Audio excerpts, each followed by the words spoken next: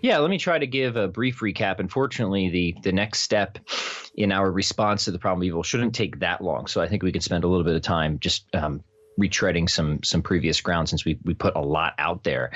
So very quickly, the problem of evil is an argument against theism from the occurrence of bad stuff in the world. And I say bad stuff not to be coy, but just to sort of encompass all negative states of affairs. We got to think about mostly moral evil or the evil that people do versus natural evil, which is just sort of the evil that people suffer. So an instance of moral evil would just be one person choosing to harm another person. An instance of natural evil might be something like skin rash or something like that, right? So evil done versus evil suffered is another way that people draw that out. So the problem of evil comes in different forms, as we discussed. One is the logical form, which claims that there's just something totally inconsistent about negative states of affairs and God. And we quickly dismiss that, not because it's not an interesting difficulty, but because most philosophers have dismissed it, theists and atheists alike. Why? Because there's a crucial step in that argument that nobody has ever been able to substantiate. And that step is the claim that God could not possibly have any justified reason for allowing the evil and suffering of our experience. It seems like we're just not in a good position, given our limited cognitive powers, to know that that statement is true with any degree of confidence whatsoever. So most philosophers have shifted towards what's called the evidential problem of evil. And so they'll say, okay, all right, fine, fair enough. Most skeptical philosophers, I should say, they'll say, fair enough, maybe there isn't an outright contradiction between God and evil, but it just seems like all the bad stuff of this world seems really unlikely. All the suffering of this world just seems really unlikely if God exists. So it's evidence against the existence of God. And different skeptics will assign a different weight to that evidence. Some think that it's a really significant piece of evidence against the existence of God. Other skeptics, they think it's some evidence, but maybe not hugely significant. So there's variance there. Now, here's the I guess important thing about the evidential problem of evil and how we can, or how the theist can respond to it. It's running off of this basic principle of in probabilistic reasoning called the likelihood principle. And it's a very common sense principle. And it's essentially asking, hey, how likely is something to occur if some hypothesis is true? That's sort of what's in the background of these arguments. That's the principle we're working from. And so if you think that something is really likely to occur given some hypothesis, and then that something does occur, then you might think that that is evidence for that hypothesis. Again, very basic form of reasoning. If I think that my driveway might be wet if my sprinkler turns on and I look outside and I notice that my driveway is wet, I think that that's some evidence that my sprinkler has turned on. Again, we engage in this all the time. It seems like a pretty reliable principle, and we're just kind of applying it to worldviews. And a worldview is a big picture of reality. It's meant to kind of explain the most broad features of the world. And classical theism is a worldview which posits God as the sort of most fundamental theoretical entity. And naturalism is a worldview which posits something sort of physical and indifferent as the fundamental reality and excludes God. So what the naturalist is fundamentally saying is, hey, look, given your worldview, Mr. Believer in God, it just doesn't at all seem likely that we would have a world with so much suffering in it. But given my worldview as a naturalist, where fundamental reality is just totally indifferent to outcomes, because that's what sort of runs naturalism, is this principle of indifference, as one philosopher, Paul Draper, describes it. That's not surprising, right? If fundamental reality is totally indifferent, then the suffering of this world is not surprising at all. So it seems like my worldview makes a better prediction, renders this data more likely, and for that reason, the suffering is of our experience is evidence for naturalism over theism. So it's not just the likelihood principle that's at work here, but it's what we might call the likelihood ratio. What is the likelihood that this would occur on one hypothesis versus the other? So I'll try not to talk too long without taking a break here, Gary. So why don't I pause there and see if you have any comments or clarifications you'd like to offer so far? Yeah. So why exactly is it more in terms of a ratio than just a likelihood? Does that? Yeah, that's a great question. Well, the answer is any particular data point might not be all that likely on a hypothesis, yet it could still be evidence for the hypothesis if it's even less likely on a different hypothesis. So let me give a quick example to illustrate this. This is in one of my articles on Catholic Answers. So imagine you're walking in the woods and you encounter a cabin that is really decrepit, the doors are falling off, and almost spontaneously you form the hypothesis this cabin must be abandoned. Well, why? Because it sure looks like it, right? The likelihood that it would look that bad seems higher if nobody occupies this cabin than if somebody actually lives there, right? However, you then peek inside and you notice there's a cup of hot coffee on the table, right? And what happens is you automatically, let's not even do coffee. Let's do a cup of chamomile tea. And I'll explain why in a minute. It's a cup of chamomile tea on the table, and immediately you revise your hypothesis and you think somebody lives here. This cabin is not abandoned. Why?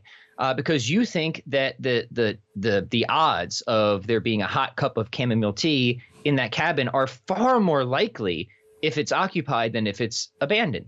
Now, here's the answer to your question, Gary. We can ask, well, how likely is it that any cabin will have a cup of hot tea, let alone chamomile tea, steeping at any given time? It's probably very low. I mean, what do you think? It's like 1%, maybe 0.5%. It's not high, right? But it's the ratio that matters, because we know it's far, far, far lower, virtually impossible that data point that needs to be explained, the cup of tea, would be there if nobody lived in the cabin. So that's why it's really the ratio that matters, because it might not be likely just overall, but it's comparatively likely. So if we're trying to determine between two different theories, the ratio is more important than just the absolute odds of some data point on any given theory, if that makes sense. Excellent. Yeah, that makes perfect sense. Yeah.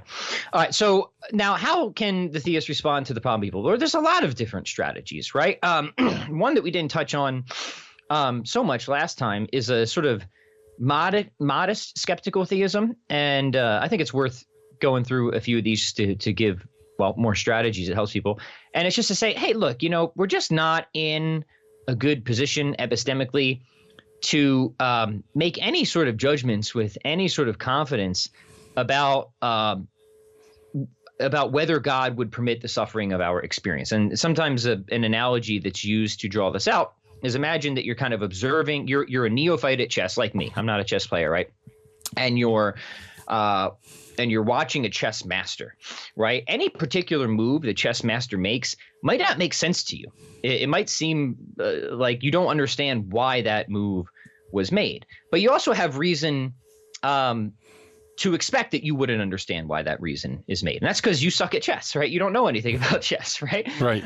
So just because you don't see a good reason for a move, that doesn't mean it's legitimate to infer there is no good reason for that move being made. And so a lot of people want to say the same thing about God. Hey, just because you don't see a good reason for this instance or that instance of suffering doesn't mean that it's legitimate to infer that there is no good reason for God to permit the suffering of our experience. And in fact, there's very good reason to think that we're not in a good epistemic position to make those sorts of judgments, because whatever the distance is between a chess master and a neophyte, that's laughably minuscule compared to the distance between finite humans and an omnipotent, omniscient God, and the reasons that would be available to him and how he creates and governs all of history, right? Versus us, who are just really little small parts of it, right? And if that move can be made, well, then you can say, well, we just can't generate the relevant sort of probabilities or anticipations to really make an evaluation of whether suffering is more likely on theism or atheism. We're just too much in the dark. And if that's the case, then you can't really run the argument either way, right? And I think there's actually a fair bit to that. People call that a broad skeptical theism, and I think as long as you're not too aggressive with it, it's a perfectly legitimate move. Okay, so that's one way you can go, and that's just sort of just say, hey, we're just not in a good position to make these sorts of evaluations, so we should just give it up, right? All right. The next thing is we can do what we did last time, Gary, and that's we can start to give a story that we actually think is probable, or even entailed by a classical theistic picture that renders the suffering of our experience not surprising. In fact, we might say that it's very likely that we would experience just the sort of suffering that we do if God exists. And I won't repeat all that now because that was the entire previous episode. So now we're trying to at least get the likelihood of suffering on theism up to about the same as what the naturalists or skeptics think it would be on naturalism, right? So we're kind of just neutralizing it and say, hey, naturalism really has no explanatory advantage here because we can tell a story that is reasonable and consistent within the theistic worldview. In fact, it seems highly probable within the theistic worldview that would lead us to anticipate pretty much the world that we're in. And that's exactly what we did last time. Right. And then the final thing, which we're finally getting onto today, is to try and lower the likelihood on naturalism, to try and take away a lot of the naturalistic assumption that suffering would be likely if naturalism is true. And if you can do that, then that's obviously going to take a lot of wind out of their sails because it's often really just sort of taken on unjustified assumption that if naturalism is true, we would experience the suffering that we do. Yeah, right. So what we're going to try to argue is that while on the surface, it might seem, it's not so surprising if fundamental reality is run just by an utter principle of indifference, that would have all the suffering that we do in the world, especially given evolution and natural selection and this and that. And I'm going to say that's totally wrong. And it's going to take a little bit of work to show why, Gary, because we're going to have to get a little bit into philosophy of mind and stuff. And the reason we're going to have to do that is it relates to something I said before about the theistic response to the problem of evil. I said that within a theistic worldview, we can tell a story that is reasonable and consistent within that worldview. And what I want to say about naturalism is the story that they're telling about suffering is not consistent with a naturalistic worldview. It's actually inconsistent with the sort of deeper mechanics of a naturalistic worldview, especially how they think about consciousness and mental phenomena. And once we expose some of those mechanics, if you will, it's going to drastically alter the prediction that naturalism makes about suffering, that it will actually we'll wind up seeing that suffering is really surprising if naturalism is true. It's not something that we have a good explanation for at all. So that's the general strategy, Gary. How does that sound? Okay. Yeah, that sounds good. Okay. Yeah. So my basic claim is that, the sort of prediction or anticipation of suffering on naturalism is sort of only attached to what I call a superficial or not naive naturalism. It's only if you're still looking through a common sense, really a theistic lens, that the naturalistic hypothesis would seem to render more likely suffering. So like I said, we're going to have to take a little turn into philosophy of mind. I'll try and keep it as basic as I can, but feel free to just interject at any point, Gary. Okay. Here's where we'll begin. Most naturalists, well, maybe not most, but very many naturalists are epiphenomenalists concerning mental phenomena. So what do we mean? Let me just explain a few terms here. So mental phenomena is just talking about the qualitative dimension of experience, all the what it is like, the felt aspects of experience, what it is like for me to drink coffee, that what it is likeness to be in pain, to suffer, right? That's what we mean by mental phenomena, broadly anyways. And an epiphenomenalist, an epiphenomena, I should say, is anything that is caused, but that itself causes nothing. So again, an epiphenomena is anything that is caused, but that itself causes nothing. So what I said is many naturalists are epiphenomenalists about mental phenomena. So what they think concerning mental phenomena is that if it's not something that's entirely identical to its underlying physical base, and we'll talk about that option in a minute, they believe that whatever the mental realm is, the qualitative aspect of reality is, it's something that's sort of fobbed off from the underlying physical base, just call it, mindless molecules in motion or whatever, right? So the mental realm is sort of something that's fobbed off, that's caused by the physical realm, but that itself has no downward causal ability. So the qualitative aspect of experience has no downward causal effect on the physical. It's just, the causation is in one direction. Physical causes mental, but mental can't come back and cause physical, right? And this is sort of and the reason many naturalists are epiphenomenalists is because it just seems like this is what comes from a naturalistic worldview inescapably, right? So naturalists are what are called source physicalists. They feel that physical reality came first, and that whatever else the mental realm is or mind is, it's something that naturalists will say is late and local on the scene, right? It wasn't there at the beginning. It's something that comes along much later. It's really physics that's driving anything. Now, I want to say right off the bat that epiphenomenalism is about as self-evidently false as any position in philosophy could be. It's filled with tons of absurd consequences. So, for example, even though you might think that it's your felt aspect of desiring coffee that gets you to go and pour a cup of coffee and drink it, the epiphenomenalist says that's all illusion. It had nothing to do with it. It was all just blind underlying physical forces that caused you to do that. And it's just really just a happy circumstance that you had that felt aspect floating on top. Now, most people will hear that and be like, that sounds crazy to me. And I'll say, I agree. It is crazy. And that's one of the many reasons to not only reject epiphenomenalism, but naturalism. But for our purposes, that's irrelevant. We're not trying to refute epiphenomenalism. We're just noting this is a position many naturalists take, and this follows, almost inescapably from a naturalistic worldview. So we're trying to expose some of the underlying mechanics that will then come around and I think sink the naturalistic argument from evil. So once you kind of have this picture in place, and you're actually starting to see through a naturalistic paradigm, suffering it becomes really surprising. And here's why. So here's the difficulty, Gary. If epiphenomenalism is true and the felt aspects of experience make no meaningful difference in what the sort of physics, the physical interactions are, they play no causal role whatsoever in terms of our survival value or anything. Once you appreciate that point, then suffering becomes extremely surprising because everything could have gone on just as well, concerning survival and reproduction and everything, that people who talk about evolutionary theory talk about. Everything could have gone on just as well in that realm had there been no felt aspects of anything at all, including suffering, right? The physical interactions could have been just the same in terms of procreating and avoiding bears, right? Had there been no felt aspects of suffering, had there been far worse felt aspects of suffering, far little. And sometimes philosophers even talk about these weird inverted scenarios. Like it seems like if epiphenomenalism is true, it could have been the case that things that are normally painful, like me hitting a pin and pulling back my hand, could have been what could have been, mapped onto those physical states would have been really pleasurable states, but it wouldn't have made any difference because the felt aspects are not driving the physical. It's just the physical in the driver's seat, right? So it wouldn't matter what it feels like. It's got the same sort of functions are going to be performed, if it will.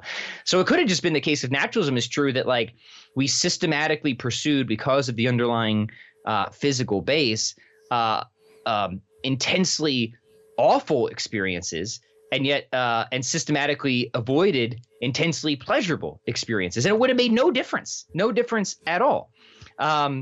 Because of this commitment to source physicalism and epiphenomenalism. It's only in assuming that the mental actually plays some sort of causal difference that evolution would care about that sort of thing. But that's exactly what epiphenomenalists deny. That this is just sort of that the felt aspects is just sort of a residual, right? Sort of like a foam on top of an ocean wave. It just floats atop. It doesn't do anything, right? It's just there.